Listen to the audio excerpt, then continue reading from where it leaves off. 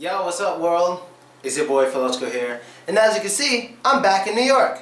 Russia was a lot of fun. I met a lot of new people and did a lot of partying. And of course I helped some people out with their English when I had free time. So let's get to it. Today's video is going to be about me teaching you about different personalities. Today we're going to focus on 5 personalities. And these are unique personalities. And all 5 of these words are adjectives. And as we all know, an adjective is a describing word that qualifies a noun or noun phrase by giving more information about it. And the first word we're going to learn is indecisive. And when a person is indecisive, it means they are unable to choose quickly, usually. They can't pick between their options. They're always, not sure. If I was a very indecisive person, I would be more like this.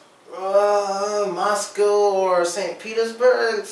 I don't know, Moscow does have a lot of money, but St. Petersburg, I have more friends. Kiev or Odessa, I'm not sure. More people know about Kiev, but Odessa, you know, the weather's warmer and the girls look better. I'm not really sure. Germany or Austria, I've been to both countries. I like them both very much. And that's just an example of a person being indecisive. So, let's get to the next word. And next word is sensitive. And when a person is sensitive, they're easy to upset. They're easy to make sad. They probably cry all the time. An example of a sensitive person is something like this. He said I was the most beautiful girl in the city, but he didn't say I was the most beautiful girl in the country. He said I was the most beautiful girl in the country, but he didn't say I was the most beautiful girl in the world. He said I was the most beautiful girl in the world, but he didn't say I was the most beautiful girl in the universe. He said I was the most beautiful girl in the universe, but he didn't say I was the most beautiful girl in the universe and all the possible alternative universes. And girls like that are sensitive. Even though she was receiving compliments, she didn't think the compliments were good enough. So even though she heard good news, it still made her feel bad because she's sensitive. I don't know how to make girls like that happy. If you know how, please send me a message. So, let's get to the next one. And next one is picky. And picky means hard to please, too careful in choosing something. For example, I really want to get married soon, but I'm not marrying anybody unless he is a billionaire, he has a Ferrari, he has a big mansion, and he speaks at least 10 different languages. That's the man I'm waiting for, but I need him right now. And I mean right now. And that's an example of a girl being too picky. Come on, a guy who's a billionaire and speaks 10 different languages, and he has to have the kind of car you want and the kind of house you want. Those things are very unlikely and very descriptive. Too descriptive. Odds are she'll never find it. So, let's get to the next one. And the next word is imaginative.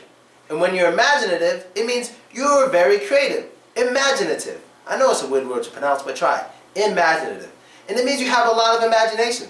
For example, a lot of people who invent things are very imaginative because they create new things that people probably never thought about before, but we definitely never had before. They were the first to make it, so it is their invention. There's a lot of inventions that a lot of us like and we use every day that people, imaginative people, created for us, and luckily, we still have it. That is being imaginative. Starting something that's never been done before, and especially something that we still use years and years and years later after it was invented. So, let's get to the next thing. Last one for today, and the last word is sensible. And when you do things that are sensible, you're basically doing things that make sense. Doing things that are practical and reasonable. For example, if I were to be in my house playing very loud music,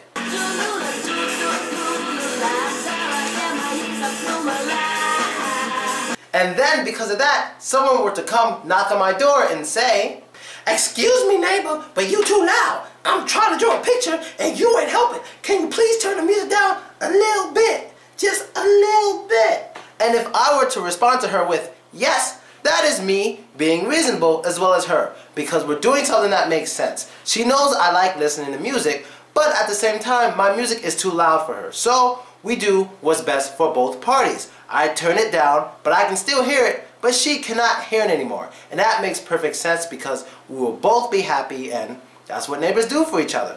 But if she came over like this, "I'm gonna kill this motherfucker, he too loud with his music." And that's the end of the episode for today. I hope you liked it, I hope you enjoyed it, and I hope you learned new stuff. Be sure to add me vk.com/Philochko, that's me, and subscribe to my YouTube page to see all my videos. Back in New York City, back to making crazy videos. Let's get it.